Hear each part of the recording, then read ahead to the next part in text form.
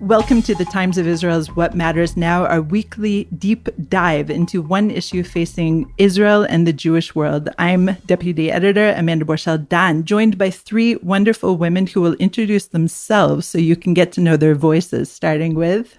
I'm Ann Gordon, the Deputy Editor of Ops and Blogs at the Times of Israel. I'm Rachel Sharansky Danziger, a Tanakh teacher and a longtime Times of Israel blogger. My name is Shira Lankin Sheps. I am the Executive Director of the SHVILLI Center and the publisher of The Layers Press. Okay, and we're all here actually to speak about a book that you collaborated on called As Nashir, We Will Sing Again, Women's Prayer for Our Time of Need. So we're going to talk about the impetus behind it, what drove you to call it As Nashir, and the actual contents of it, of course. But I'd like to just say, in terms of my impressions as a secular woman looking at this really impressive book, I found it both spiritual, of course, and super practical in a way. So just... let's talk first of all about the impetus, and then we'll dive into it and discuss the different sections of it, because it's really kind of counterintuitive in a way, at least for people like me who weren't expecting, for example, a prayer for the news, which very practical for me.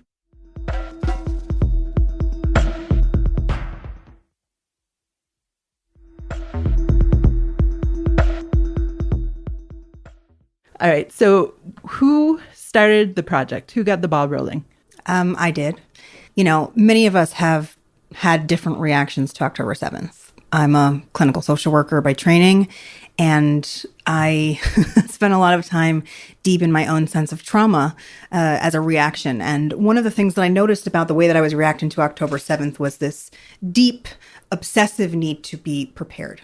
And that manifested in some cute ways and some less cute ways. I have an apocalypse shed stacked with all sorts of stuff, walkie-talkies, solar panels, cans of chickpeas, water, all the things you would expect. Nothing too outrageous. Though I did get a library of books in case the internet went out, like how-tos, as if I was going to storm around Jerusalem and find medicinal herbs to heal people. I don't know.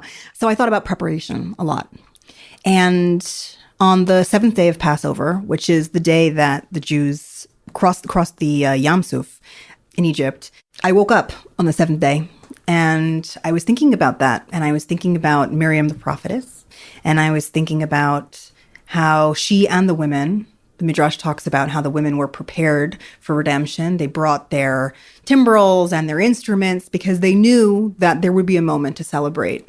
That sense of faith really held them through the experience.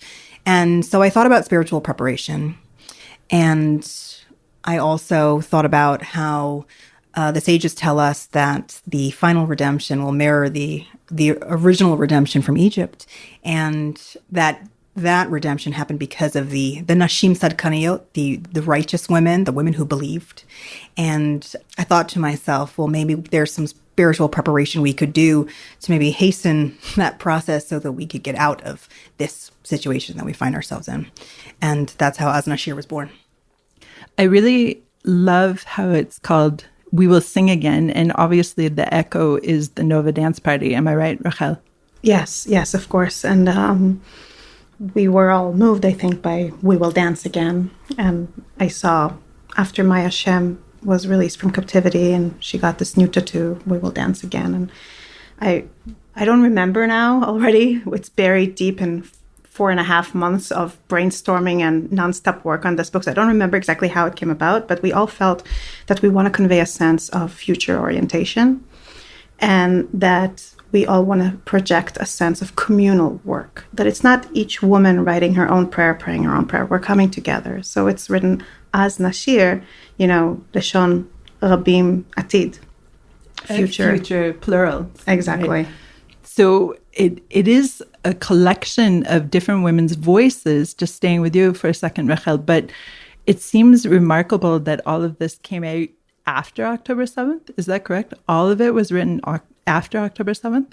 Yes, we started working immediately after Shira, called us on Isru Chag of Pesach and said, let's make this happen. A few of the women already had pieces written that they wrote following October 7th, but most of the women we approached wrote specifically for our anthology and wrote it since, after Pesach. So it is such a collection of very different voices, Anne, and you have a lot of expertise in editing different voices. And I wonder, you, of course, brought your skills from the Times of Israel and other places forward, but some of the styles are so different. Was there any thinking to make it more homogenous, or did you just rejoice in the differences? I think we made a conscious decision very early on to not try to streamline. We also decided that certain things had to apply to all of the pieces. But the voices, the different styles, the different ways people describe coming to God in faith are really very, very different. We wanted to ensure, and we worked hard to make sure that it happened, that every single piece could be, forgive the lack of actual term, universalizable, right? That every person who comes to this, if they want to pray from this, could.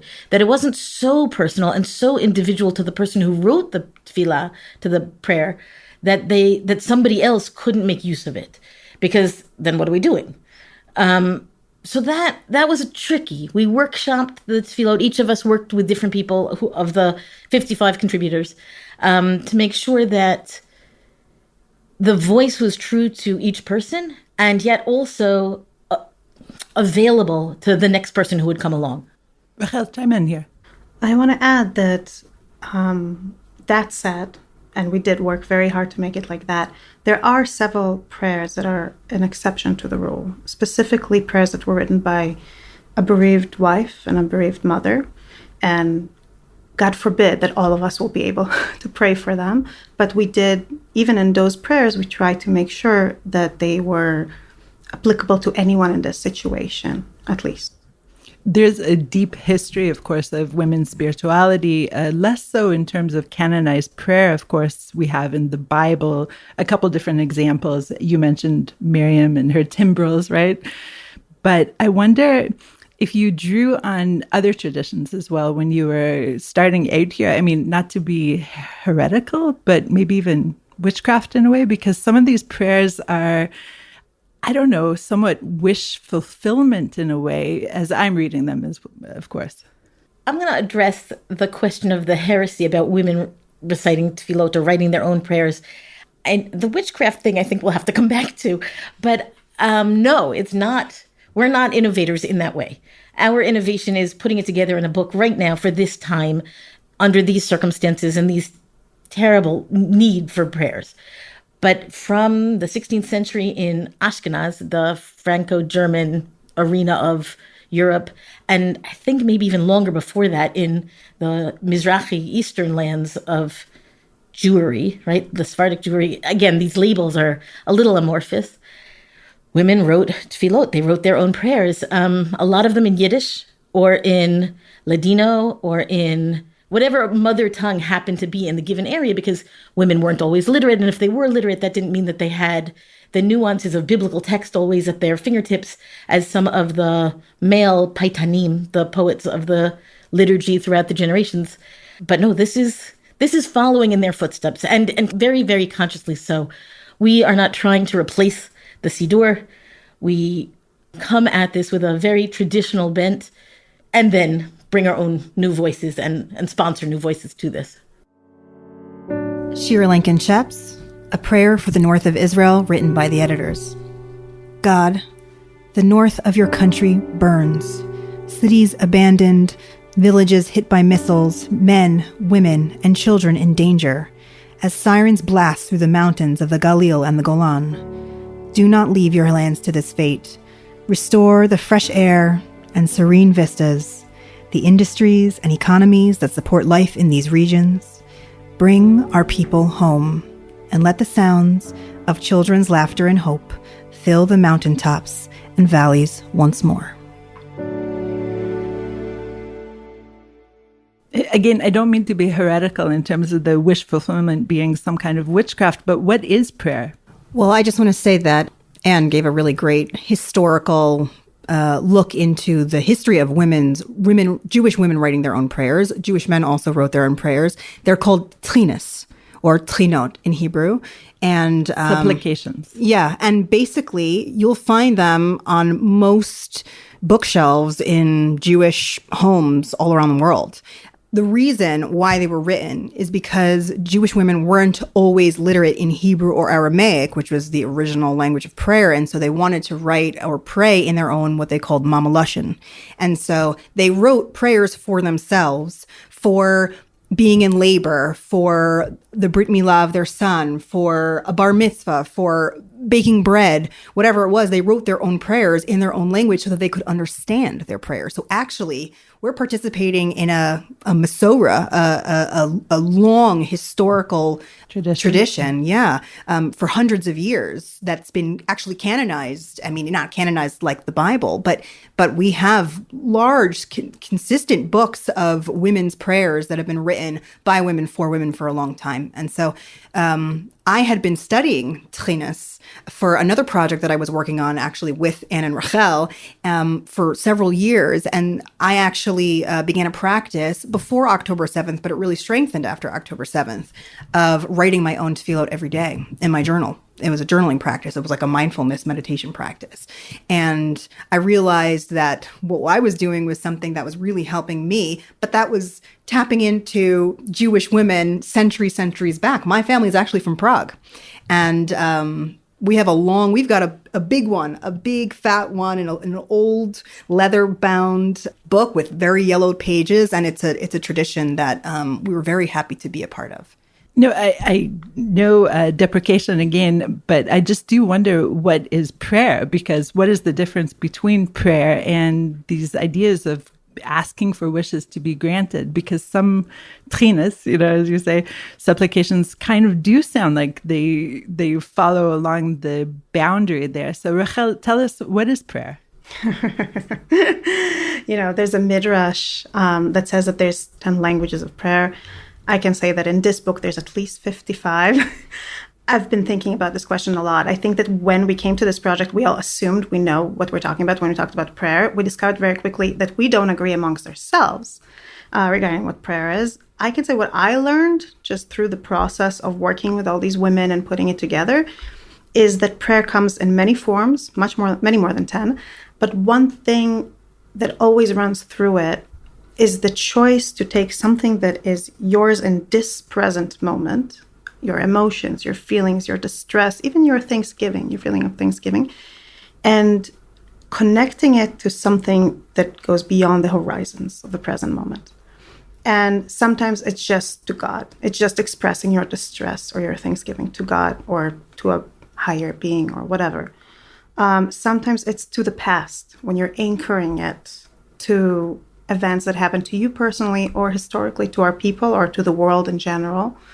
And always, always, always you connect it to the future, because at the heart of it, prayer is saying, here is my reality, but I want something more, something different, something other. Even Thanksgiving prayers in our book, one of them written by our own Anne, don't just stop by saying, this happened, thank you for it. They connect it to an aspiration for more of the same or for something even better. In other words, to me, prayer, and this goes beyond Judaism, beyond women in Judaism, it's universal. Maybe some of those witches feel the same. Prayer is about choosing to hope. It's about forcing yourself, in a sense, at times, to hope. And why did you three decide to make a book of women's prayer versus just prayer in general from both genders? Oh, that's a doozy of a question.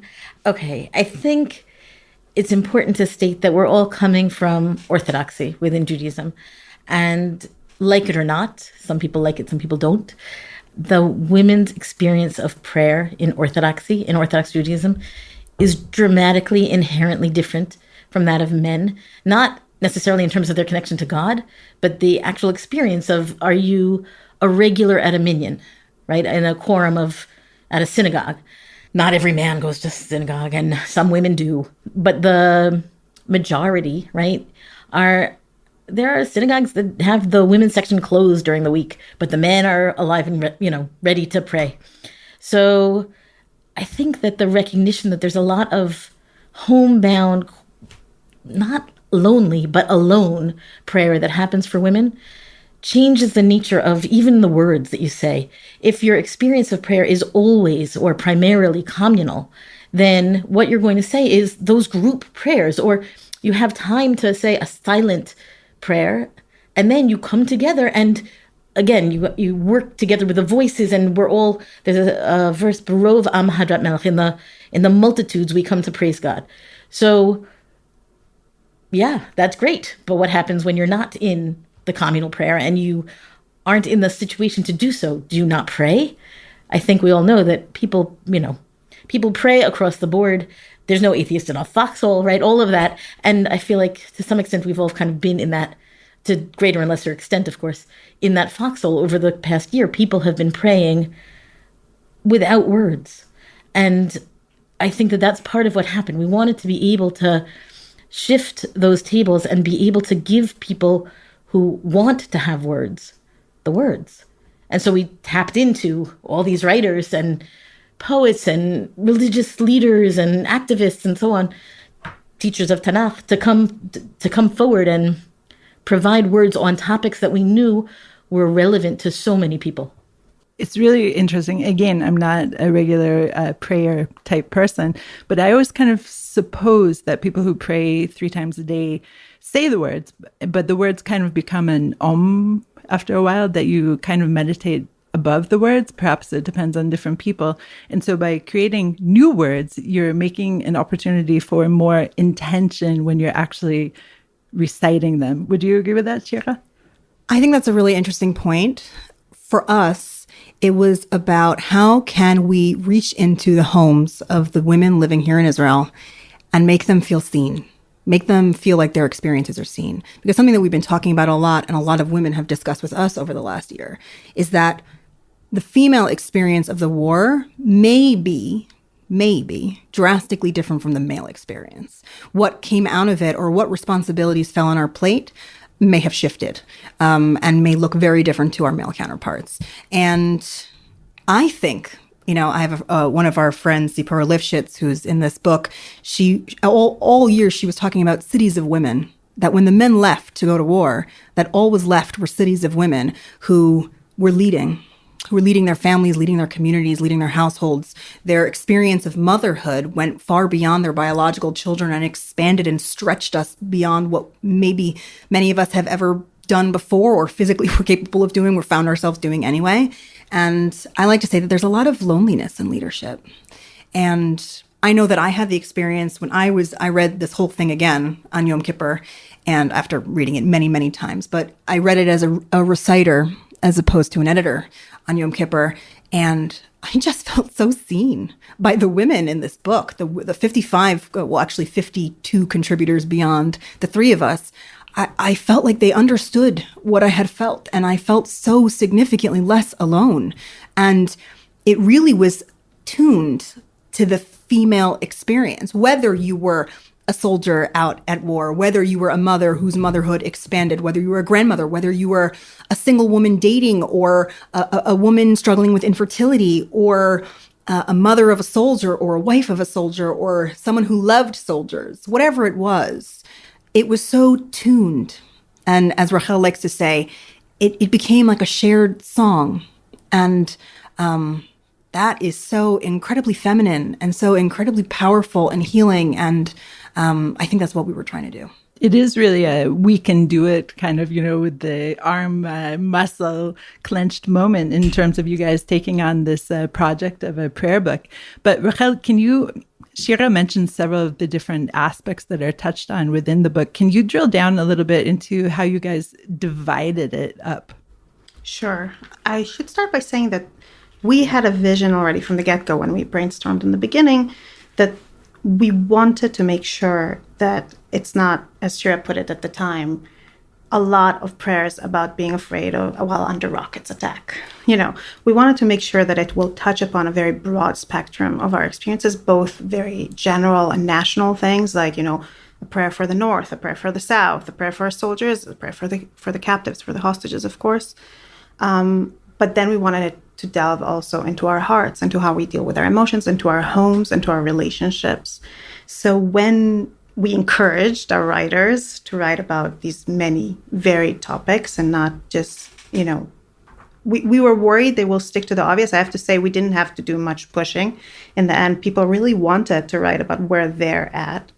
And then when we got all the prayers and we were sitting with them, we decided to divide it into sections that will reflect the different spaces, or in some cases, the different needs that arose from all this experience. So, for example, the first section, which we called in Hebrew Hashem Sfatay Tiftach, or in English, Prayers for Prayer, we have prayers in which women are looking for the words to pray. So many women felt so stuck, and not just in their relationship with God and in their relationship with themselves, with the world, with language. So these are prayers that are asking for language. We felt that that's appropriate as the opening section for the book.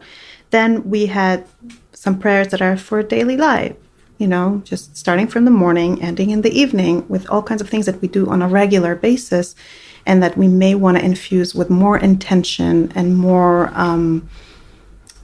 presence, so to speak. Then we move to the big national things, prayer for the land, the people in the state, the realities of war, prayer for the home front, for example, for the wives of the reservists, for the mothers, also for mothers-in-law, women who have to support their grown daughters, who are holding, their home front on their own while their husbands are away.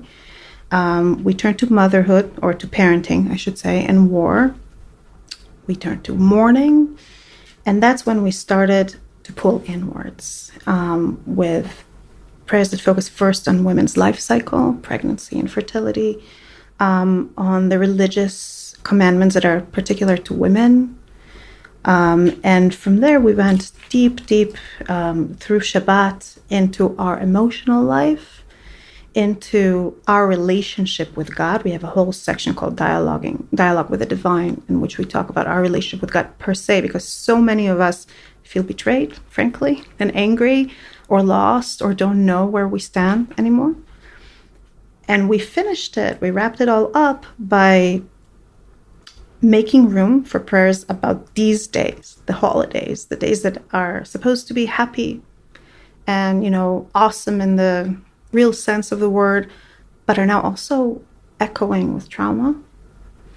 And we ended with prayers for redemption, kind of bringing it all into this forward-looking direction.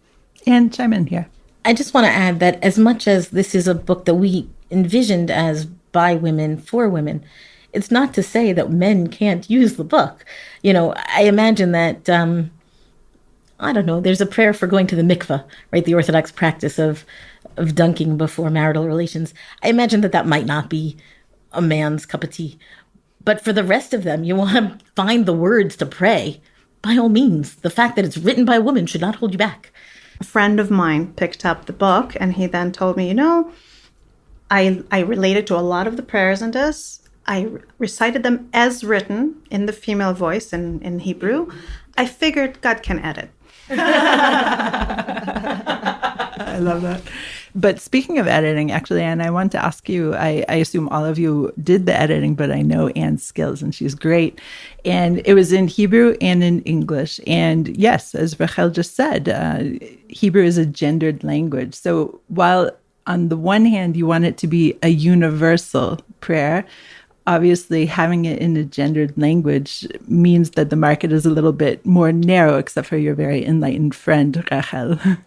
So in English, it's easy enough. In Hebrew, there were times that we kept the gendered language, that a person wrote from her own perspective, and we kept that. There were times when we had a really just fantastic Hebrew editor and proofreader, who is not me. I do English, but not Hebrew. And she, here and there, would switch things into the feminine grammar. And I said to Rachel, but this is citing a biblical verse, and the biblical verse is in the masculine, and we got to stick with original biblical verse. It's one thing if you're talking from yourself, but if you're quoting a biblical verse, then we want to keep that language or the rabbinic text, whatever, that are interspersed in the way people write prayer, or the way these people wrote prayer. So every so often, we in fact intentionally did not go to the female for the sake of, I guess, integrity to the tradition and the original source material.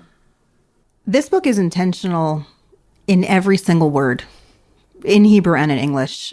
We had an incredible translator, Jules Brown, and her team, Michal Orbach, who was our Hebrew editor and our English editor. Extremely intentional. This book is written by women for women. Anyone is able to pick it up. There's so much universality and richness. But I will say that many of our established texts in the Jewish faith are not written for women, by women. And so there's no shame in saying, hey, we're calling to a particular moment in time, and we're creating something to alleviate, to hold space for a particular energy, a particular experience. So there's universality for sure, but the language, when it's gendered, is intentionally so. And I think that's wonderful, because how rare it is to pick up a prayer book for me. Anne Gordon, A Prayer for the Morning News by the editors. Please God, when you open my eyes, give me the strength to handle whatever this new day brings. Be gentle with my mind. Be kind to my eyes. Hold my hand through the updates. Shield my heart from breaking beyond what I can repair. Give me the fortitude to ride on the winds of change with you. Give me ease of breath, a straight spine, and eyes to see your bigger picture, even through a churning world.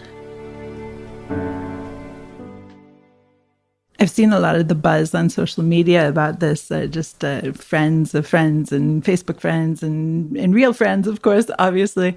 And I wonder, can you share with me, Rachel, some of the things that you've been hearing about it since it's been published? I think that the feedback that's been most meaningful to me personally, and I think Anne and Shira will probably agree with me, is from women who wrote either to me directly or just on social media, women I don't know, that they felt like this carried them through Rosh Hashanah and Yom Kippur, that they dreaded the high holidays, that they didn't know how to talk to God, that they felt like our whole world, I mean, we all feel that our world has been upended, and now we're somehow supposed to come and give an accounting of ourselves in this year and ask for a better year, and October 7th is looming over us, by now past, but Simchat Torah is still ahead, and so much contention, so much drama, so much infighting, so many deaths, so much loss. It's too much. How do we face the high holidays? And then, and I've seen it over and over again, women saying, I sat with Az Nashir, and it grounded me, and it carried me through, and it gave me the words I needed to work my way out of my own frozenness, out of my own speechlessness. And in fact, the first prayer is so moving, and I burst into tears when I read it. But not only the prayers are beautiful, but also the illustrations are stunning. Some of them by your mother, I think, right, Rachel? But what was the choice there to have some kind of visual representation? So Saphira Lightstone actually wrote that first prayer, and then you'll flip through, and her piece of art is right next to it. And it's a prayer about finding the words, about feeling blocked up. And then there's a painting, a digital painting, actually, in this instance, a woman in prayer. And there are actually 30 pieces of art in this work. And it occurred to me sometime in June that we needed artwork, because there are so many different mediums in which we experience the world and maybe can express ourselves in gratitude or longing or grief. And there's so many female Jewish artists who we're capturing the essence of the prayers that we wrote alongside our 55, our collective 55, but they were doing it in the medium of art. And it had a home here. And I like to say that it really elevated the pages of Az Nashir, because you read something, it hits you in an emotional space, it hits you in a spiritual space, in a psychological space. And then you turn the page and you look at something that just captures it, really, truly captures it. There's a piece by Shira Greenspan, and she actually painted it with her children. It's a very large piece of the Iron Dome over Modi'in. I think she painted it after the Iranian attack in April. And Anne wrote this spectacular Thanksgiving piece about, after rockets, and then you turn the page and it's a double space page spread, and it's vibrant and red, and you see the lights in the sky, and you know that feeling, because if you've looked out the window, if you've seen those images, especially living here in Israel, you know what that looks like, or what that feels like, and it captures it, and it captures your heart. And I'm so grateful to the artists who loaned us their pieces for this work, and I think it really contributed a lot to it. Just to end with, I'd like to ask each of you in turn, what do you want people to take from the book, from the prayer book? Anne? So at this season, right, the Rosh Hashanah Yom Kippur time of Tshuva, there's a lot of, I'll say, klapping al chet, right? This idea of beating one's breast in regret and sorrow and guilt and eventually, we hope, atonement. I think that we were all struck by the fact that nobody in this maybe once, is there any real discussion of that in the whole book? Meaning people made it through Rosh Hashanah and Yom Kippur with this book, and without that sense of like, I've done wrong, or the bad things have happened because we as a people have done wrong. And I feel like it is so, so important to say that you can pray to God a lot without feeling that you are the cause of the bad things in the world. And you can have a very strong, powerful relationship with God that you work on and that you develop and that you grow, including we have one about how to talk about anxiety with your children, and one about rage, and one about how to, as we've been saying, how do you find the words, right? Not everything, and I've said this before, it's not a Pollyanna book, but it's also not a browbeating, breastbeating kind of book either. And I feel like there's so many different circumstances for which the prayers in this book become applicable, relevant, hopefully meaningful. And it doesn't have to involve beating yourself up or thinking that the only way to relate to God is as the punisher with a capital P. I feel like that's more than just these prayers. That's a philosophical, theological point. But I subscribe to it wholeheartedly. I definitely noted when I was reading it, I made a note, treating ourselves with kindness. And I think that is definitely a theme that I took away from it. Rachel, what would you like people to take away from this?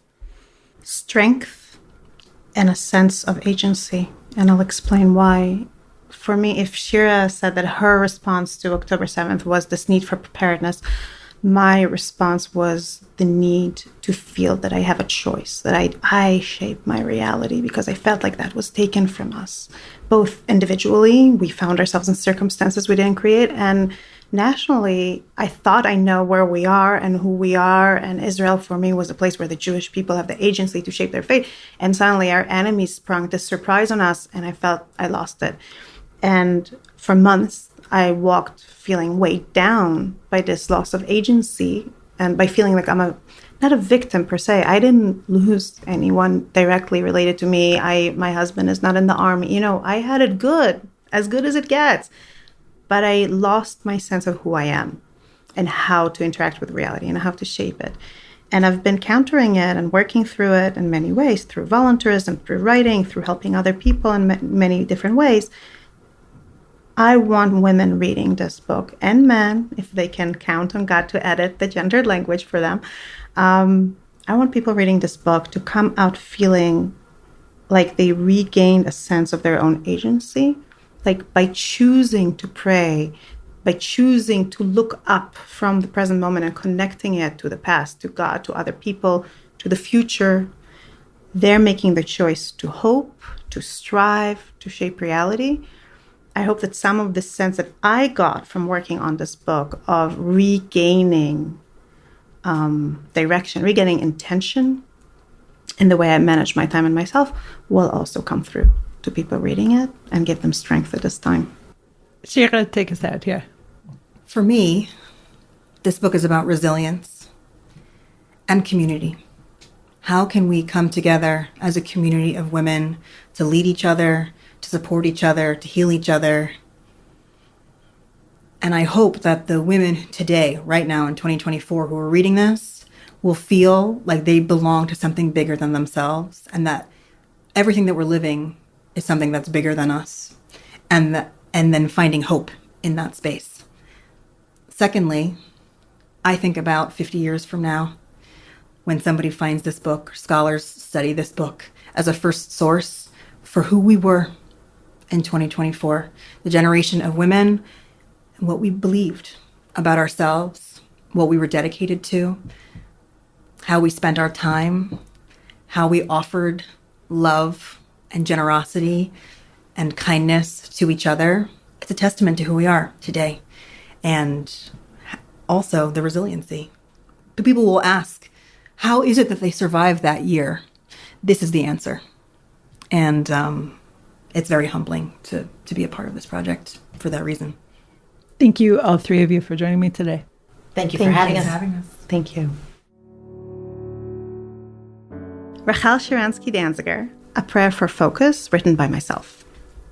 My God, on the days in which I am tempted to gaze round with weary eyes and allow my heart to fill with fear, help me to look at my loved ones and recall what is in my hands to control, to encourage, to support, to embrace, to listen, to sow small seeds of encouragement and beating hearts. That's all. This is what is in my hands to do. Help me to plant what I am meant to plant and leave all that remains in your hands. Thanks for listening to the Times of Israel's What Matters Now. I'm Amanda Borschel-Dan. If you have any comments or questions about this or any other episode, please drop us an email to podcast@timesofisrael.com. This episode was produced by the Podwaves. Until next week, Shalom.